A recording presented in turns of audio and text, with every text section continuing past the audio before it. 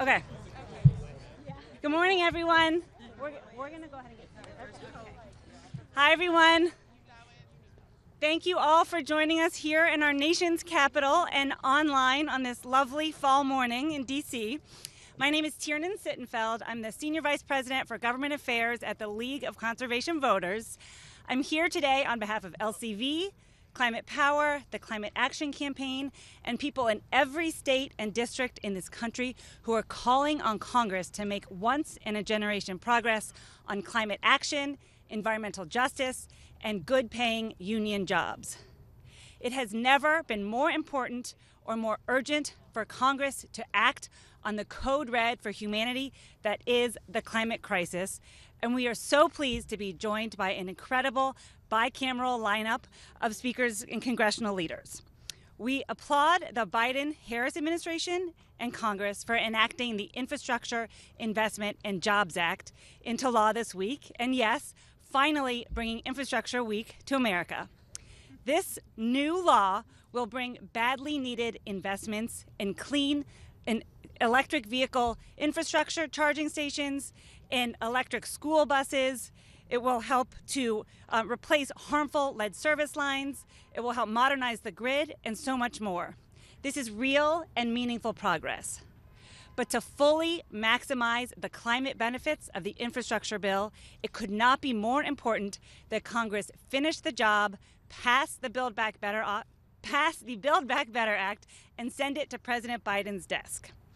Congress can and must pass the Build Back Better Act to meet the climate test, to put our nation firmly on track to cut climate pollution in half by 2030, the goal that President Biden has set and that science and environmental and racial justice require.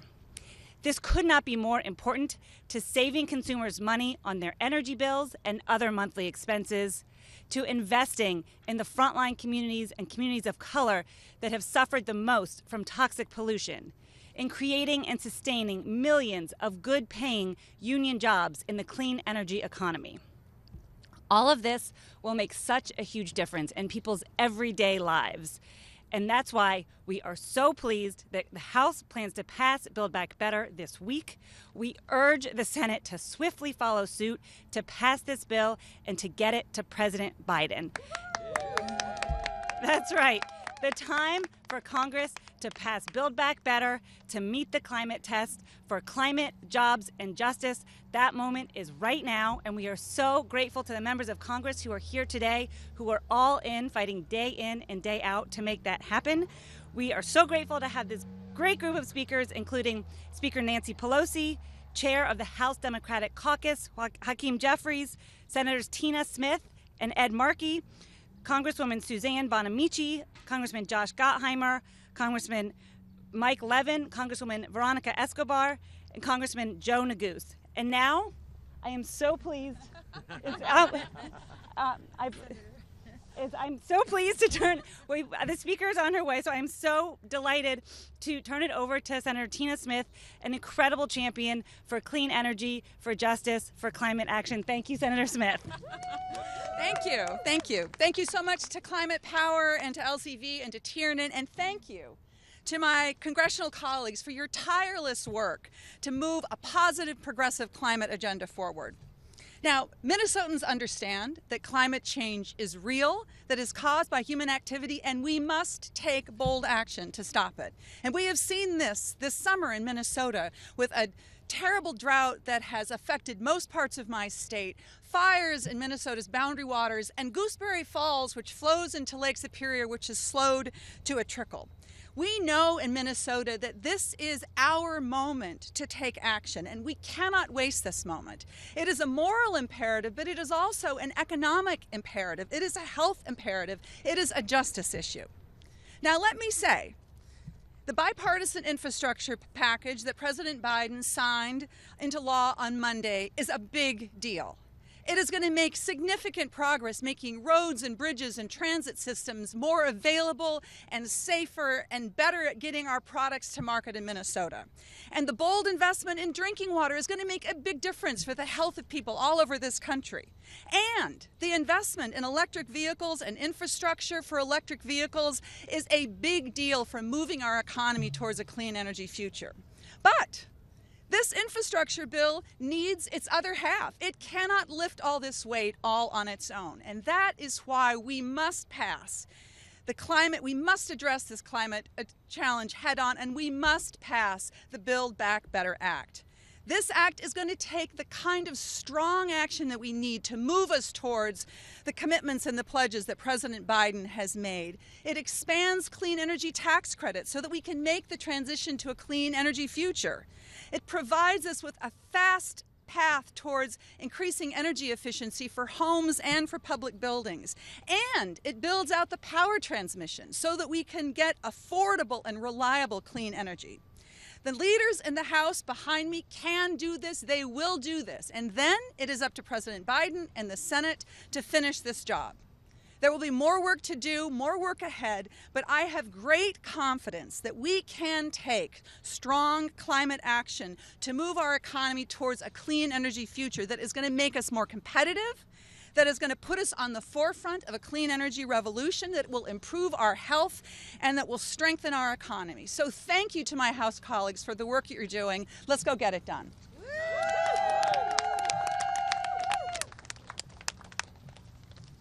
Wow, thank you, Senator Smith. That was really inspiring. And thank you to the League of Conservation Voters. A shout out to my chapter, the Oregon League of Conservation Voters. I'm Suzanne Bonamici from Oregon. Thank you for being here today to recognize that we must pass the Build Back Better Act. I just returned from the COP26, the Conference of Parties in Glasgow with Speaker Pelosi and a delegation, and we are energized and we are ready to take action here in the U.S. House. And I want to emphasize, and I see some of the signs here, that addressing the climate crisis means jobs, lots of jobs, good jobs. And the Build Back Better Act recognizes this and makes bold investments in cutting emissions, but also in growing a workforce. So together with the infrastructure bill that President Biden signed just the other day, the Build Back Better Act will create more than 200 million jobs over each of the next 5 years. That's really significant and really meaningful. And our efforts to build and repair infrastructure and our transition to a clean energy economy, we need a skilled workforce. So it's critical that we have a path for people to get the jobs, the skills that they need to get these good jobs. And that's through workforce training programs, registered apprenticeships. Shout out, this is a National Apprenticeship Week. So I have been fighting for robust workforce funding in the Build Back Better Act to make this possible so we can actually carry through on all of these important investments that we're making. We secured about $20 billion in the current bill. We also have funding for the Climate Conservation Corps.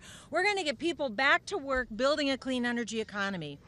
The workforce funding in Build Back Better is also going to provide workers with support services like childcare, transportation, and tools that they need to complete their training. And importantly, we know how important environmental justice is, and we know that the climate crisis has disproportionately affected communities of color, our BIPOC communities, low-income communities.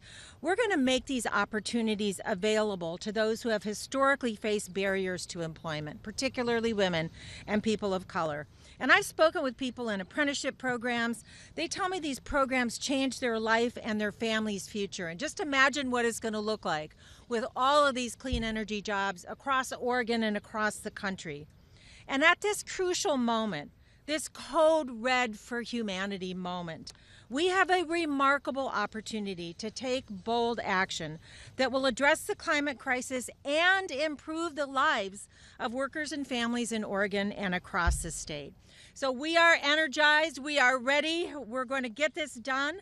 I'm urging my colleagues in the House and the Senate to pass Build Back Better as soon as possible this week and then over to the Senate.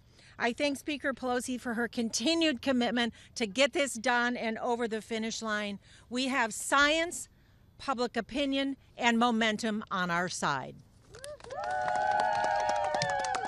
Yes, we do, Congresswoman Bonamici. Thank you so much. And now I know we are all absolutely thrilled to hear from someone who needs no introduction, the most pro-environment, pro-climate Speaker of the House we have ever had by far, Speaker Nancy Pelosi. Thank you so much, Speaker Pelosi. Thank you, Tiernan, and thank you, League of Conservation Voters, for getting us to the place we are now. You've heard me say again and again, we all have our goals, our vision, our plans, our knowledge, and we can only do so much with our inside mobilization, maneuvering. The outside mobilization makes all the difference in the world. So thank you, League of Conservation Voters and other groups who have been part of mobilizing opinion and organizing people across the country to save our planet. I'm honored to be here with our distinguished chair of the House Democratic Caucus, Mr. Jeffries, to be here with Mr. Horsford of Nevada, a leader on this issue, but also with three members that I was honored to be with in Glasgow. Suzanne Bonamici, as you just heard, Mike Levin, whom I don't know if you've heard from him yet, but you will, and Veronica Escobar. When we were there, people were very glad that America was back, as President Biden said. They were pleased that the other bill had passed the House, but they're very, very eager about this bill, which makes it happen for us in terms of preserving the planet, and doing so by lowering costs for families, by reducing pollution by 50% by 2030, by creating good-paying union jobs, and to do so with equity, with fairness, to build back better, Over about $500 billion in this legislation to protect the planet.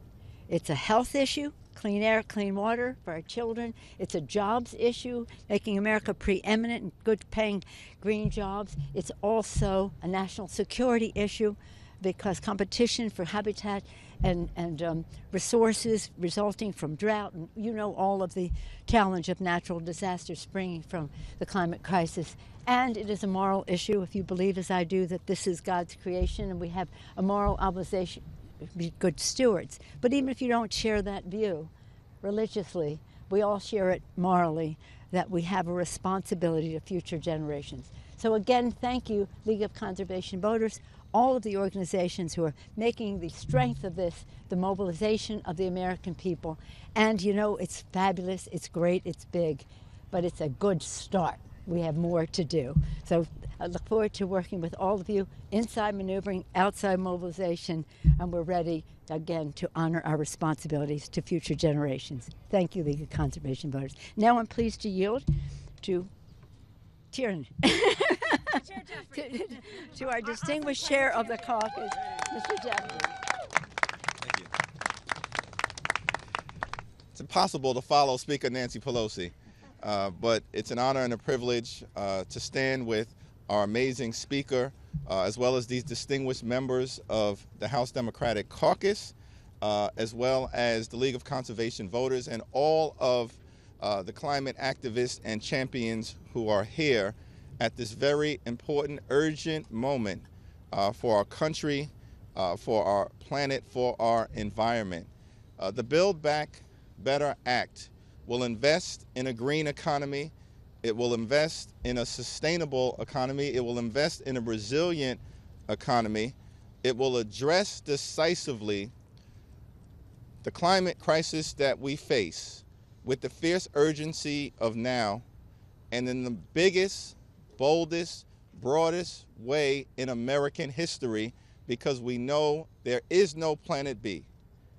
And unless we address this crisis, as the scientists have indicated, and unless we cut global pollution by at least 50% at or in advance of 2030, the consequences will be catastrophic. Extreme weather events just this year alone have cost this country in excess of $100 billion. And things are not going to get any better on their own. And so investing in dealing with the climate crisis means investing in the creation of millions of good-paying jobs. It means investing in dealing with the crisis in a decisive manner that meets the moment. It means lowering energy costs for everyday Americans. And it means meeting the promises that President Biden had indicated he would undertake to deal with the climate crisis that we confront. And so this is something that is going to happen. It's going to happen in a big and bold and historic way. And the planet is going to be much better off as a result of it. We're going to get climate action done. We're going to get the Build Back Better Act done. We're going to do it together. Thank you for your partnership. Yes, we are, Chair Jeffries. Thank you for your incredible leadership. And now I am thrilled. People may have noticed we have a surprised speaker. I think this really speaks volumes to the determination to pass Build Back Better, to meet the moment on climate, jobs, and justice. To have Speaker Pelosi and Majority Leader Chuck Schumer here together is such an honor and clearly demonstrates what a priority this is for Democrats to get it done. Majority Leader Schumer, thank you so much. Thank you. Thank you, Tiernan, and thank you and the great job that LCV and Climate Power does on this, the fundamental issue of our time. First, I want to celebrate the great achievement we made earlier this week with the bipartisan infrastructure bill becoming law. In the days, weeks, and months ahead, the American people will see the benefit of this bill in their daily lives. I also want to acknowledge Tina Smith was here from the Senate and all the great, diverse, in many different ways, House members who are here as well. And a shout out again to LCV and Climate Power who are here today. Now, we all know climate change is going to get worse and worse and worse. I tell my constituents, last year with COVID was awful. But in a few years, because of climate change, each year will be worse than COVID, and each year will be worse than the next if we don't do anything about it. The effect of climate change is just going to be horrible. But don't despair, America. Don't despair, world. Our Build Back Better tackles climate in a bold, ambitious way by making targeted investments in American industries, infrastructure, agriculture, to create millions of jobs with good wages while restoring our manufacturing competitiveness. Targeted investments in key parts of the American economy is going to spur a green industrial revolution while lowering the cost of energy for everyday Americans and ensuring that all of us have the cleanest, most efficient technologies available to our homes, our vehicles, our workplace. While no one provision is enough to address the climate crisis, the investments in clean energy and transportation will put us on a path to delivering on the President's ambitious goal. Reduction of greenhouse gases by 50% by 2030. That's an extremely ambitious goal, and we are going to do everything we can to meet it. That's why President Biden and I are working day and night to make sure this bill gets done. But addressing our emissions reduction is not sufficient. We need to ensure that at least 40% of the benefits are flowing to disadvantaged communities and that people live in communities dependent on fossil fuels are given the support they need so no one's left behind during the transition. The crisis is real. Our package is too important. There is universal consensus that we have to come to an agreement, and we're working nonstop to get that done. In fact, I got to go do it right now. Thank you, everybody. Thank you, everybody, for being here. Thank you so much, Leader Schumer, for your powerful words, for getting it done. And now we're really excited to hear from some rising stars, some real climate champions in the House. First, we'll hear from Congresswoman Veronica Escobar. Then we'll hear from Congressman Mike Levin, then Congressman Joe Neguse, and then Congressman Horsford. We may have a couple of other speakers along the way. Thank you all so much. Thank you, Congresswoman Escobar. Thank you. Good morning. Buenos dias. Good to see everyone. I'm going to say just a couple words in Spanish because I know we have our Spanish language stations. Buenos dias. Estamos aquí para tomar el primer paso para preservar nuestro planeta. El trabajo que necesitamos hacer es tan importante y esta semana vamos a empezar lo que tenemos que hacer para el futuro, para nuestros niños y para futuras generaciones.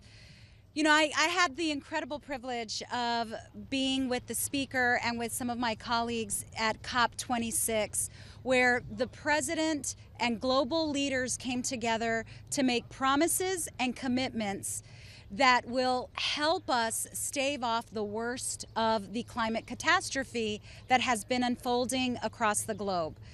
We have to keep those promises and those commitments, and Build Back Better is a vehicle for us to ensure that we do that. As was mentioned, we celebrated this week the signing of the bipartisan infrastructure bill, which is a step in the right direction on climate, but it is not enough, not nearly enough. Build Back Better is going to help us achieve many of the goals that we need to achieve in order to ensure that we have a sustainable future. And I will tell you, the choice could not be more clear. The choice is either between urgent action or anything less than that is the equivalent of inaction. Inaction, we have already seen and witnessed where we're headed with it. I represent El Paso, Texas, a community in the Southwest that is warming faster than most other communities, where we are seeing increasing triple-digit temperatures, longer, hotter summers in a community that has long been economically disadvantaged. That is killing people. I also represent El Paso as a border community. And for those who've been covering the movement of migrants across our hemisphere, there is no doubt that much of that migration is coming from the climate crisis. And what we are seeing is increased poverty and famine in our hemisphere.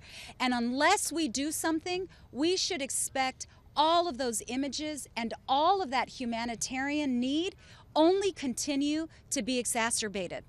So that is our choice. We can either take action this week on what is an important key component in keeping our COP26 commitments, in building a new economy, in ensuring that there's equity and the vulnerable are protected, and more importantly, that we are able to have a planet where we and future generations can live. So the choice for me is clear. I cannot wait to walk up those steps and vote for Build Back Better and begin the hard work that it will take to preserve our beautiful environment and make sure that this sweet note from Mom's Clean Air Force, from a child who is asking us to protect them, to make sure that we keep our promise for those kids. Thank you. I'd now like to introduce my colleague, Mike Levin, the gentleman from California. Well, thank you so much, Veronica. Good morning, everybody. If you visit my office here in the Longworth building, you'll see a picture that my 9-year-old son drew. It's a picture of the Earth, and it says, "Love the Earth." And when I go into the office every morning, I think of him. I think of my 7-year-old daughter and the planet that they're going to inherit. And for me, as a parent of young children, thinking about the future, there really is no other option for us but to make the kind of investments that we must, commensurate with what science demands, to actually address the climate crisis before it's too late. I want to thank LCV, Tiernan, and everybody. They have been absolutely tremendous, and we are in this fight with them for as long as it takes, because failure is not an option. There's simply too much riding on our success in the coming days and weeks. I was so proud to be part of the delegation that went to Glasgow to meet with the international community to remind them that America is all in, and that we are going to do our part to meet our nationally determined contributions to reduce our greenhouse gas emissions and to help lead the world again as we meet the goals of Paris and beyond. The takeaway for all of us, I think, in Glasgow was very clear. We've got to rapidly and drastically reduce our greenhouse gas emissions to limit global temperature increases And it requires bold action across the board in the way we move goods, the way we move people, the way we build buildings, the way we grow food, and the way we generate electricity to do all of the above. And after 4 long years of climate science denial from the previous administration, the U.S. is on the verge this week of making the largest single investment to combat climate change in our nation's history. Paired with the bipartisan infrastructure bill, and we're still all smiling from that signing ceremony at the White House this week, this is our best chance to take the kind of action that will finally meet the scale of the crisis that we're facing. Since my colleagues have already spoken about some of the portions of the bill, I wanted to just briefly dispel a myth that climate action can only come at the expense of our economy. It's never been true, it never will be true, and my state of California is proof of that. California has led the way in transitioning from fossil fuels toward renewable energy, changing the way that we move people and goods and protecting our air and water. And since we made those investments, our economy has grown significantly as a result. In fact, our gross domestic product increased 21% over the last 5 years. The next 2 states, New York and Texas, aren't even close. Sorry, Veronica. Sorry to Hakeem, although he left. California is now home to 36% of the U.S. renewable energy industry, and those companies have increased their labor force by 35% since 2019. So investing in climate action is also an investment in our economy, in jobs, and in American competitiveness on the global stage. That's always been true, and it's one more reason why we must pass the Build Back Better Act with all of the climate policies it currently includes. And anyone who tries to argue that climate action will impede economic growth simply isn't following the reality of what we've done in places like California.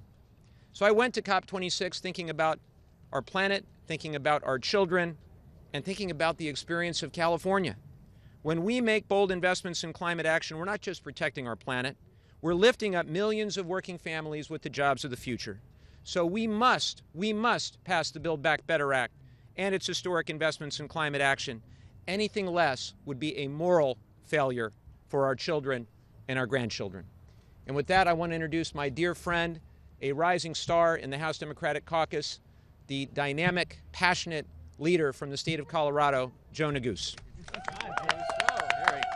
What a kind introduction from my good friend, the gentleman from California, whose expertise on clean energy has been such an incredible contribution to the House Democratic Caucus and really the Congress here in Washington, D.C. And to see the way in which he was received at COP26 on the delegation that Speaker Pelosi led was nothing short of outstanding. So very, very grateful for his leadership and the leadership of all my colleagues who joined me today.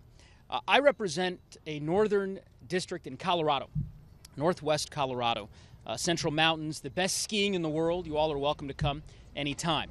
But I also happen to represent a community that has been besieged by wildfires. Last year, we had the first and second largest wildfires in the history of Colorado both converge simultaneously in my congressional district. Homes were lost, businesses destroyed, and tragically, 2 constituents lost their lives. Right now, today, as we speak, in Estes Park, a community in my district, there is a wildfire raging, not that far from a massive population center. In November, those of you who have visited Colorado know that this time of year, we're usually skiing and snowboarding. But climate change has completely altered the calculus for the Rocky Mountain West. And the reality is these wildfires will be here to stay. These are the stakes. This is why we are pursuing the bold climate action that we are poised to enact in just a few short days here in Washington, D.C. The stakes really could not be higher. The amount of money that we will invest in wildfire resiliency, in mitigation, in reforestation, by virtue of the Build Back Better bill, is nothing short of transformative. And it is life or death for my constituency.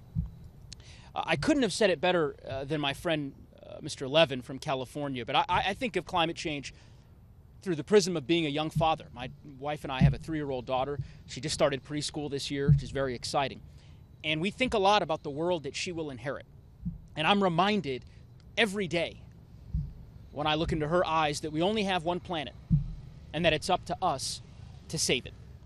When I joined Mike and Speaker Pelosi and many of my other colleagues in Scotland last week for the COP26, I was so taken aback by the reaction that our delegation received from the international community.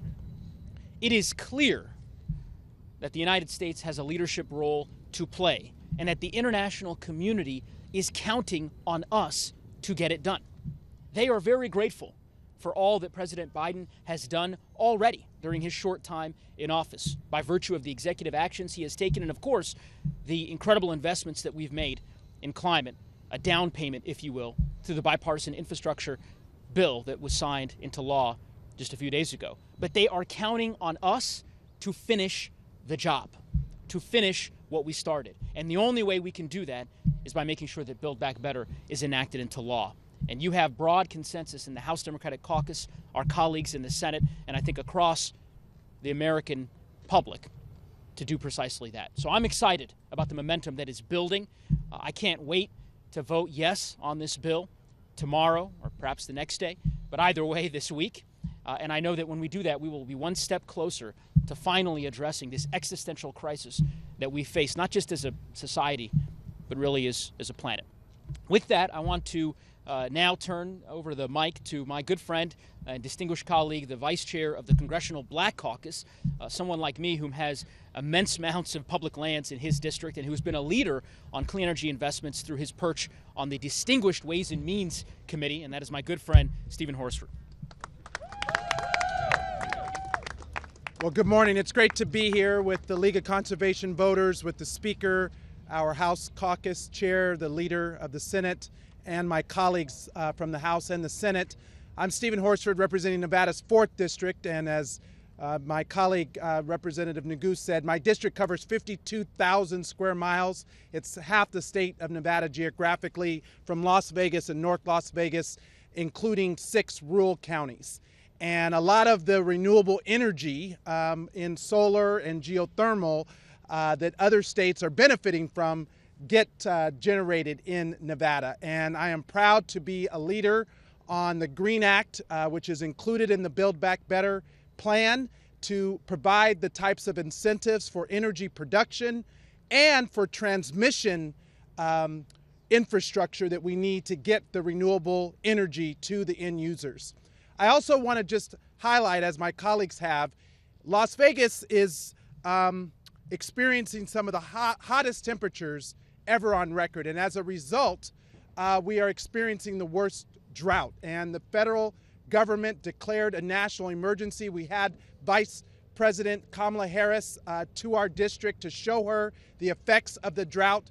And with the investments from the Infrastructure and Jobs Investment Act and the investments from Build Back Better, we are not only mitigating and investing in jobs for clean energy, but we're also addressing issues like the drought, like wildfires, while creating great jobs, reducing energy costs, and addressing environmental injustice, which has plagued our society for generations. So this is the time to act. I'm proud to be a part of this broad coalition within the House to deliver on the Build Back Better Act this week, the vote that is necessary to push this action forward. And it's because of the leadership of the League of Conservation Voters and other organizations that we are at this point. So thank you for your advocacy. Thank you for pushing this Congress to act and to be held accountable to the decisions that we make, not just for this generation, but for future generations. I'd like to turn it over now to my colleague, who is the co-chair of the of the Problem Solvers Caucus. Close, man, close. Very close. But see how we come together?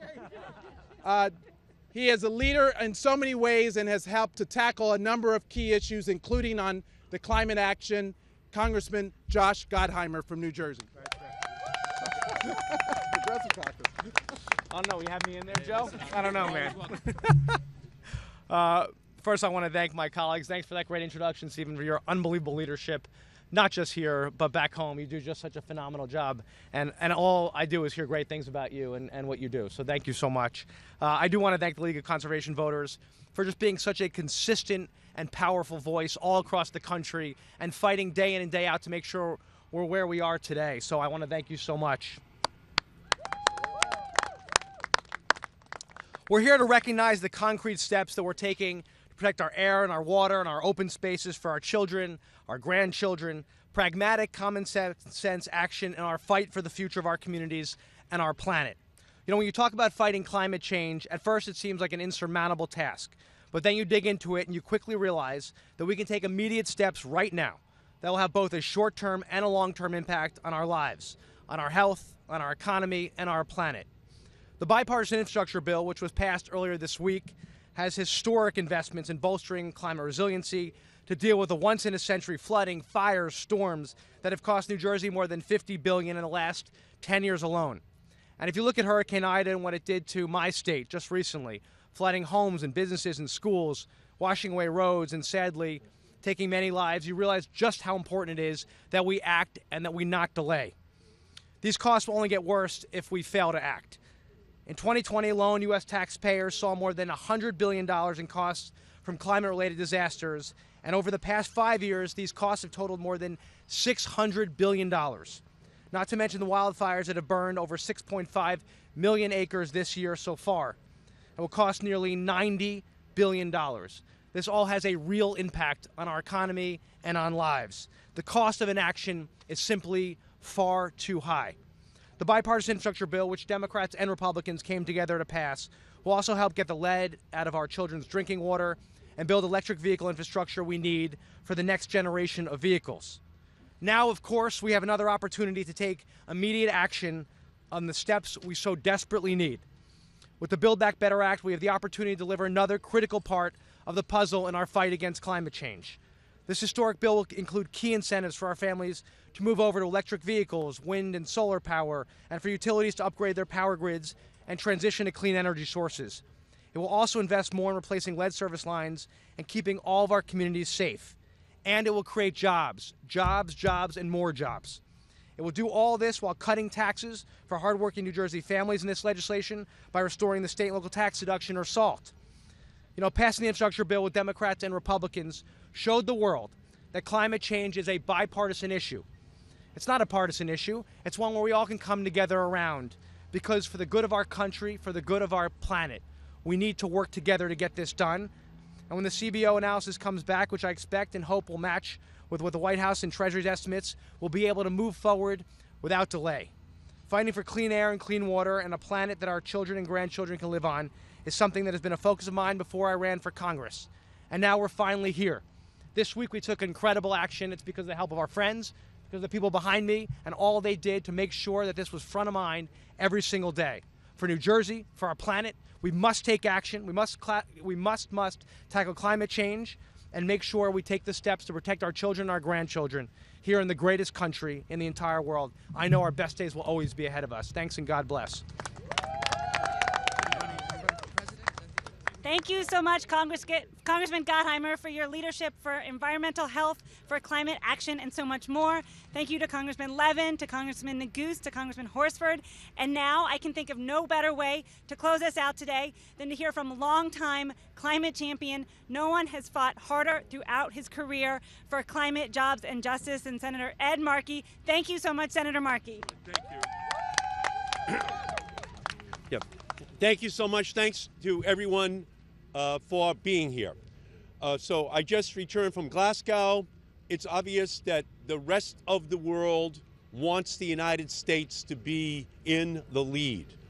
Because if we don't lead, then we will not have the Chinese or the Indians or others who will, in fact, step up and do what is necessary to avoid this catastrophic threat to our planet.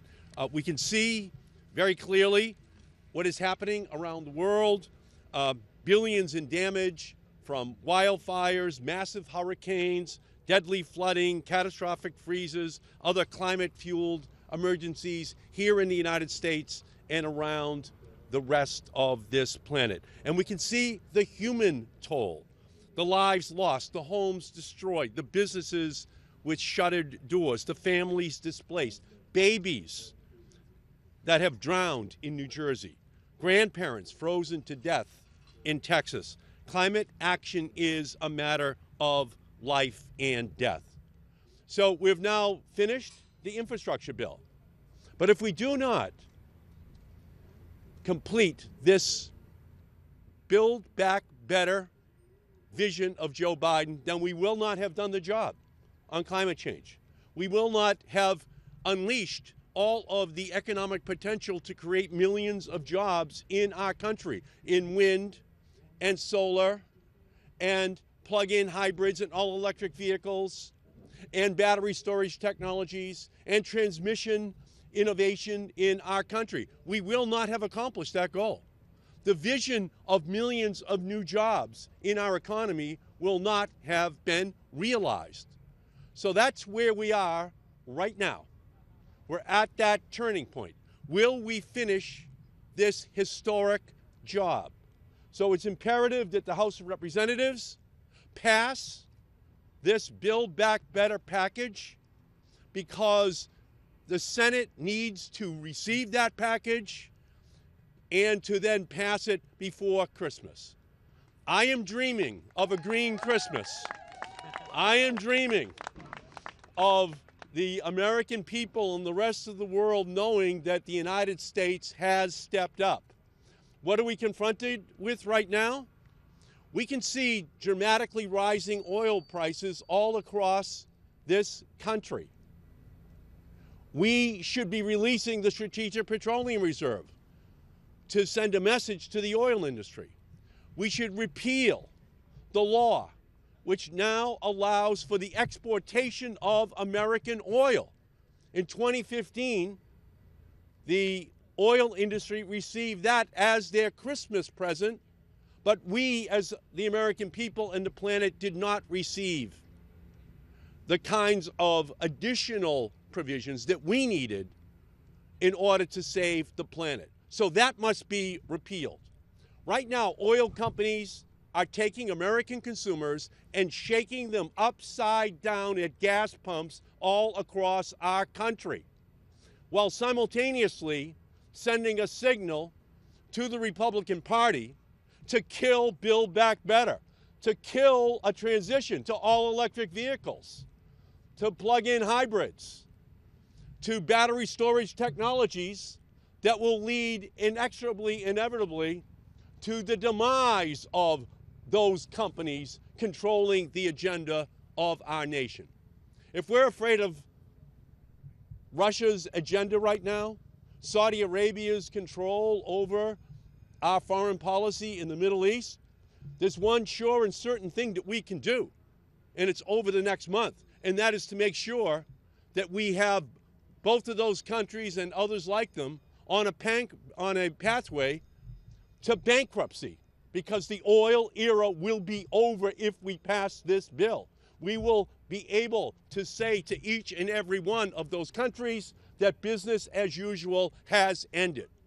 So for the babies and the grandparents who died in our country in just the last couple of months, for our national security, for our economic well-being, it is imperative that we pass this legislation before Christmas, because then the United States will be the leader.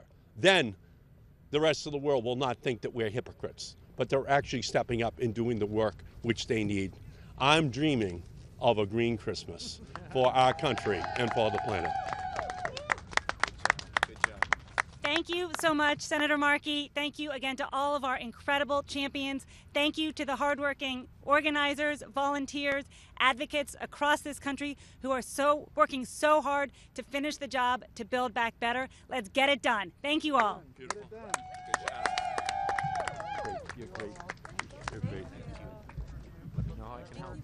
Good to see you. Thank you. Good to see you. All right. Let's get it done. Good job, everybody.